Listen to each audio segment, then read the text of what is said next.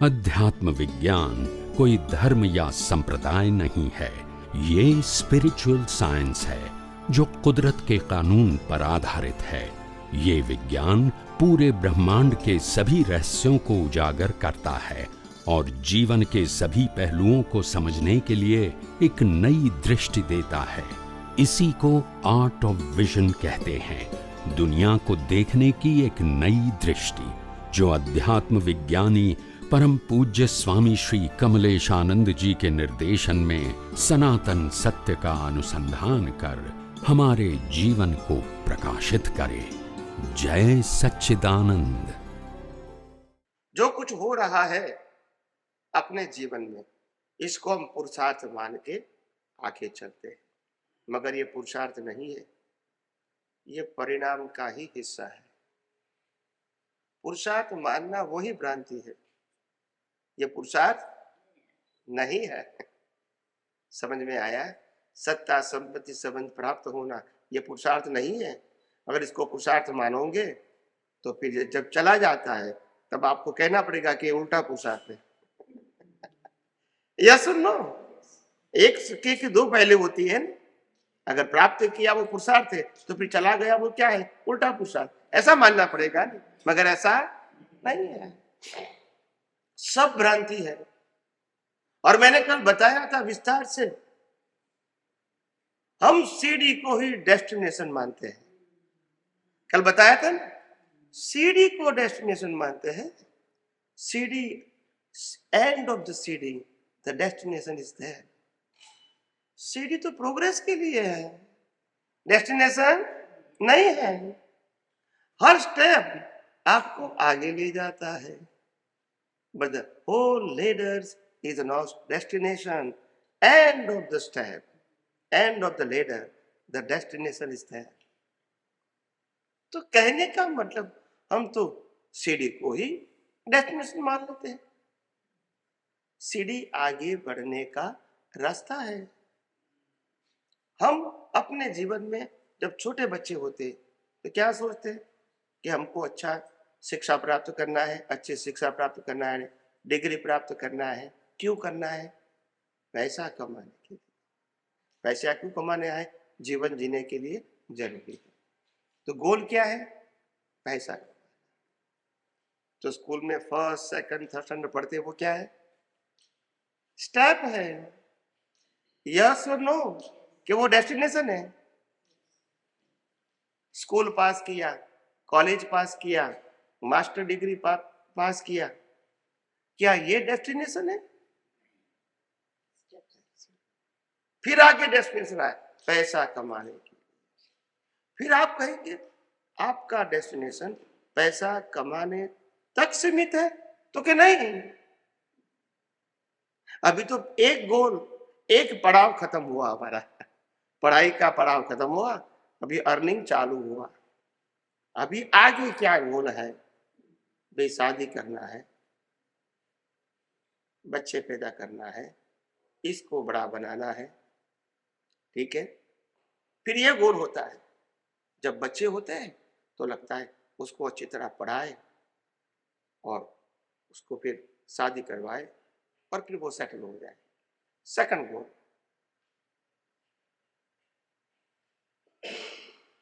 Third goal होता है, अभी मेरी उम्र हो गई है और अभी शरीर इतना पहले जैसा काम नहीं करता है, तो मैं भगवान के मार्ग में, मुक्ति के मार्ग में कहूं, भक्ति के मार्ग में कहूं, ज्ञान के मार्ग में कहूं, धर्म और आध्यात्म के पुरुषार्थ के मार्ग में कहूं, मैं आगे बढ़ने की कोशिश करूं। ये होता है ना स्टेप। और जब उम्र होती है 80, 85, 90, 95, फिर क्या गोल होता है? हे भगवान अभी ऊपर ले ले। बोलते नहीं है तो व्हाट यू अचीव? नहीं, आपने प्राप्त क्या किया? आखिर ऊपर ही जाना था तो। सब कुछ छोड़ के, शरीर भी छोड़ के, नहीं अचीव क्या किया? मेरा कहने का अचीव क्या किया? ये तो सफरिंग है। Life is only suffering of your previous birth cause, nothing else.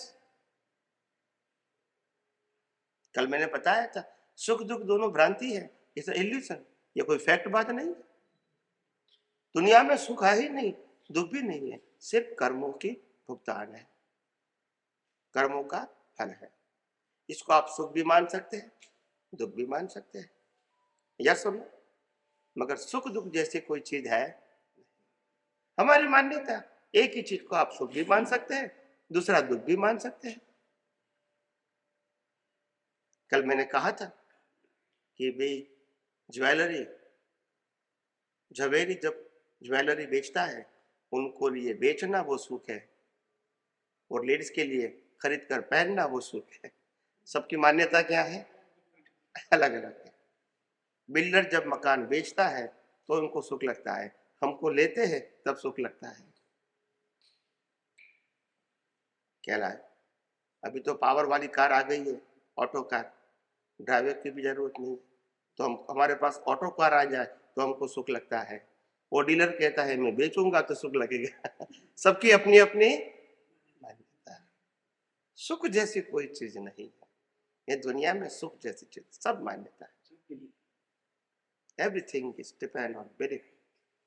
और एक महाशय ने कल मैंने कहा था, एक महाशय जो आर्टिफिशियल इंटेलिजेंस में पीएचडी किया, एआई, वो कनाडा में वानकूवर में रहते, तो हमने उसके साथ बात किया था विस्तार से कि आप आर्टिफिशियल इंटेलिजेंस को क्या मानते हैं, इसमें क्या प्रयोग करते हैं और कैसे लोगों को हेल्प करते हैं through this technology, IT technology. तो उन्होंने कहा ये सब आर्टिफिशियल खड़ा करना पड़ता है कुछ नहीं, मगर इमेजिनरी करना पड़ता है और उससे काम चलता है। अभी मेडिकल फील्ड में वो काम करता है। उन्हें विस्तार से बताया कि एक हॉस्पिटल तो नहीं कहेंगे, एक दवाखाना, इसको आप क्या कहते हैं, medical clinic, I am sorry, clinic, एक क्लिनिक होगा और क्लिनिक में कंप्यूटर होगा और एक नर्स होगी और आपको अपॉइंटमेंट देंगे, आपको जाना है और सभी प्रकार के टेस्ट, ब्लड, यूरिन या और भी प्रकार के स्कैनिंग बिलिंग सब एक ही जगह पे होगा। आपको कहीं जाना है, इन वन प्लेस, और ये सब रिपोर्ट आके जनरल डॉक्टर को सेंड किया जाएगा वहां बैठे बैठे, और जनरल डॉक्टर रिपोर्ट देख के डिसाइड करेगा कि ये कौन से स्पेशलिस्ट को भेजे, फिर वो वहां रिपोर्ट भेजेगा। वो रिपीट भेजने वाला वो डॉक्टर जो है वो कॉल करेगा पेशेंट के साथ और बताएगा तुमको ये प्रॉब्लम है, इसका ये सॉल्यूशन है, और मैं यहाँ से प्रिस्क्रिप्शन सेंड कर देता हूँ, प्रिंट आउट आपको मिल जाएगी, दवा लेके फॉलो करना है। इन आर्टिफिशियल इंटेलिजेंस से आपको कहीं घूमना नहीं। तो ये प्रयोग चल रहा है। तो उसने मेरे को पूछा था, स्वामी जी आप आर्टिफिशियल इंटेलिजेंस के बारे में आप क्या कहना चाहते हैं? तो मैंने तो सिंपल भाषा में बताया, our life is only artificial intelligence, nothing is fact. जन्म से लेकर मौत तक कुछ भी फैक्ट नहीं है, सिर्फ मानते हैं बस। यही तो मानने का यही तो आर्टिफिशियल है। फैक्ट कुछ है नहीं। हम फिजिकल बॉडी जब फैक्ट नहीं है तो और क्या फैक्ट हो सकता है? It's only belief. ये आर्टिफिशियल तो है, ये मेरा शरीर है, ये मैं सोच रहा हूँ, मैं बोल रहा हूँ, मैं कर रहा हूँ, ये साधन संपत्ति सबन साधन मेरा है, ये आर्टिफिशियल तो है। ये लाइफ मेरी है, मैं जी रहा हूँ, ये सब आर्टिफिशियल तो है, ये फैक्ट थोड़ी है। The body is expired every moment without choice. And it's an automatic system. इसमें चॉइस नहीं है कि आप तुम जिंदा रहोगे कि नहीं, ये मरने की ही प्रक्रिया है। Life is going to die, process of going to die. और सच्चा जीवन कहाँ है? अंदर। जो मैंने कल विस्तार से नहीं कहा था, कर्म मन वचन काया की क्रिया से नहीं बनता है, कर्म भाव से बनते हैं, और जैसा भाव वैसा भाव। मगर आज तक हमने जैसा भाव वैसा भाव तो सुना है, मगर धर्मगुरु और किताबों के माध्यम से हमने क्रिया से ही पुरुषार्थ होता है, यही हमने माना, समझा और फॉलो करने का प्रयास किया, और यही अज्ञानता, यही अज्ञान। समझ में आया? जब राम लाखों लोगों की हिंसा करके मोक्ष में गए, अर्जुन करोड़ों की हिंसा करके मोक्ष में गए, और हम चींटी बजाते यहां घूमते हैं, क्यों? प्रश्न क्रिया का नहीं है, प्रश्न अज्ञान का है।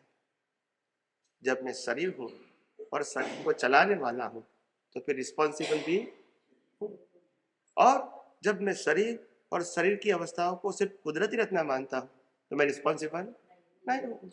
ये दृष्टि की बात है, ये क्रिया की बात नहीं है। मगर जब अज्ञान होगा तो आप क्रिया की ही बात करोगे। और कल मैंने कहा था, इतने सारे धर्म, संप्रदाय, गुरु और भगवान, इसमें कोई भी गलत नहीं है। All are the different leaders. मगर हम सीढ़ी को ही डेस्टिनेशन मानने लगे, सीढ़ी को डेस्टिनेशन मान के। फिर राम के द्वारा भी ज्ञान प्राप्त करके मोक्ष प्राप्त कर सकते हैं, कृष्ण के द्वारा ज्ञान प्राप्त करके मोक्ष प्राप्त कर सकते हैं, महावीर के द्वारा ज्ञान प्राप्त करके मोक्ष प्राप्त कर सकते हैं। मोक्ष वो हमारा गोल है, सीढ़ी हमारा गोल नहीं, वो तो पाथ है। अल्टीमेट तो गोल में कोई डिफरेंस, रास्ता कोई भी हो सकता है। एक पहाड़ के ऊपर जाने का रास्ता लेफ्ट, राइट, नॉर्थ, साउथ हो सकता है। समझ में आए? मगर गोल क्या है? गोल के ऊपर पहुंचना। इसमें रास्ता गलत कैसे हो सकता है? मगर जब आप रास्ता को ही डेस्टिनेशन मान लो, बस ये अज्ञान है। तो हमने पाथ को ही डेस्टिनेशन मान लिया। ज्ञानी पुरुष दादा भगवान, जो अक्रम विज्ञान के ज्योतिर्धर थे, पायोनियर ऑफ द अक्रम विज्ञान, उन्होंने खुद अपने जीवन में अनुभव से कहा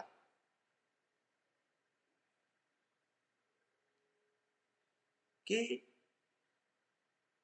अक्रम विज्ञान, एक महाशय ने प्रश्न किया कि what is the difference between kram and akram. तब दादा भगवान ने कहा, akram and kram both are the path and the science is permanent. Akram वाले को भी विज्ञान समझना पड़ेगा और क्रम वाले को भी विज्ञान समझना पड़ेगा। विज्ञान सनातन सत्य होता है, पाथ सनातन सत्य नहीं होता है। उन्होंने खुद ने कहा, ये अक्रम मार्ग जो है वो थोड़े समय के लिए है, जिसकी उत्पत्ति हुई है, तो एंड भी मार्ग बदलते रहते हैं, गोल एक ही रहता है। उनकी जो किताब निकलती है उसका टाइटल है आप्तवाणी। तो Aptavani number 14 part 2 and page number 77, इसके अंदर लिखा है, जो मैंने कई साल पहले कहा था। मेरे को तो अभी रिकॉर्ड मिला, मैंने तो पहले भी कहा था, पाथ इज ऑलवेज पाथ। धर्म पाथ ही हो सकता है, जो फॉर्मेट है वो पाथ हो सकता है, वो साइंस में भी नहीं हो सकता है। साइंस यूनिवर्सल ट्रुथ होता है और पाथ आपको आगे बढ़ने के लिए रास्ता बताया गया, वो स्टेप है। स्टेप वो कभी डेस्टिनेशन नहीं बनता है। मगर आप जब स्टेप को ही डेस्टिनेशन मान लो तो गलती आपकी है। तो इसीलिए यह अध्यात्म विज्ञान सनातन सत्य को समझने के लिए, जो था, है और रहेगा। और सनातन सत्य ही सनातन धर्म है, सनातन सत्य ही मुक्ति का मार्ग है। और जो महापुरुष हो चुके हैं, जिन्होंने खुद ने आत्मा का अनुभव किया है, वो सभी ने यही सनातन धर्म का, सनातन मार्ग को दिखाने की, बताने की कोशिश किया, और उसमें कोई डिफरेंसेस नहीं था। मगर वो मार्ग को छोड़ के जब आपने पंथ को बता दिया, फिर व्यू पॉइंट हो गया। आप समझे? तो व्यू पॉइंट गलत नहीं है, मगर व्यू पॉइंट को आपने डेस्टिनेशन माना वो गलत है। स्कूल कॉलेज में पढ़ना वो गलत नहीं है, मगर स्कूल कॉलेज में पढ़ना का मकसद था पैसा कमाना, और पैसा कमाने का मकसद था अच्छी तरह जीवन जीने का। तो दैट इज द गोल। पढ़ाई वो गोल नहीं है, वो पाथ है, वो गोल पूरा करने का। मगर हम तो पढ़ाई को ही सर्वस्व मान लेते हैं, फिर क्या होगा? आप समझे? तो बात यह है, इसीलिए ज्ञानी पुरुष कहते हैं शास्त्र ज्ञान से सॉल्यूशन नहीं है, अनुभव ज्ञान से ही सॉल्यूशन है। शास्त्र ज्ञान रास्ता बता सकते हैं, मगर वो रास्ता भी जब आप खुद पढ़ते हैं तो आप आपकी दृष्टि से वो शास्त्र पढ़ते हैं, लिखने वाले की अनुभव की दृष्टि आपके पास नहीं है, और इसीलिए आप आपके व्यू पॉइंट से ही उसको जानोगे। यह सुन लो, आज रामायण की बात करने वाले, आज गीता की बात करने वाले, आगम की या तो वेदांत की बात करने वाले, कौन राम बने, कौन कृष्ण बने, कौन महावीर बने, कौन शिव बने, नहीं बने ना। तो किताबों का तो ज्ञान है, मगर कमी क्या है? अनुभव। क्या कमी है? अनुभव, एक्सपीरियंस। समझ में आया? अनुभव की कमी है, और अनुभव का मार्ग तब शुरू होता है जब आपको अध्यात्म विज्ञान आपकी दृष्टि में जब समझ में आएगा, तब। क्रिया और अनुभव कभी नहीं हो सकता, क्योंकि क्रिया जो है वो जड़ का स्वभाव है। किसका स्वभाव है? चेतन का स्वभाव क्रिया है ही नहीं। थॉट, स्पीच एंड एक्शन, ये तीनों जड़ का स्वभाव है। कोई व्यक्ति कहता है नहीं माइंड होता है, वो तो एक्टिव होता है। तो मैंने कहा देखो माइंड है ना, इसको भी मशीन रीड कर सकती है, इसे मैकेनिकल। स्पीच को रिकॉर्ड करके प्ले कर सकते हैं, और एक्शन तो दिखता ही है, सब मैकेनिकल है, सब मैकेनिकल। और तो ज्ञान क्या है? ज्ञान मैकेनिकल नहीं, ज्ञान इज अवेयरनेस। क्या है? ये जो प्रकृति में चल रहा है, ये प्रकृति में, ये दुनिया की प्रकृति में, ये व्यक्तियों के साथ, ये ब्रह्मांड जिस प्रकार से बिहेव कर रहा है, उसके पूछे rules and regulation, law of nature के, ये समझोगे। फिर ये अवस्थाएं क्या है? कुदरती रचना। फिर दुनिया कैसे बनी, शरीर कैसे बना, कैसे चलता है, पाप पुण्य क्या है, बंधन क्या है, मुक्ति क्या है, ये सब सिद्धांत से समझना पड़ेगा। राउंड राउंड नहीं चलेगा। समझ में आया? हम गोल गोल करते हैं, सिद्धांत से समझना पड़ेगा। तो कल मैंने कहा था कि दुनिया जो बार बार में कुदरत कुदरत बोलता, तो दुनिया 6 सनातन तत्वों से बनी है, जो कल मैंने बताया था। आत्मा यानी चेतन, जड़ यानी मॉलिक्यूलस, ये सभी अवस्था, शरीर भी अनेक अनंत जड़ परमाणुओं से बना है। मॉलिक्यूलस इज परमानेंट एंड अवस्था इज टेम्पररी।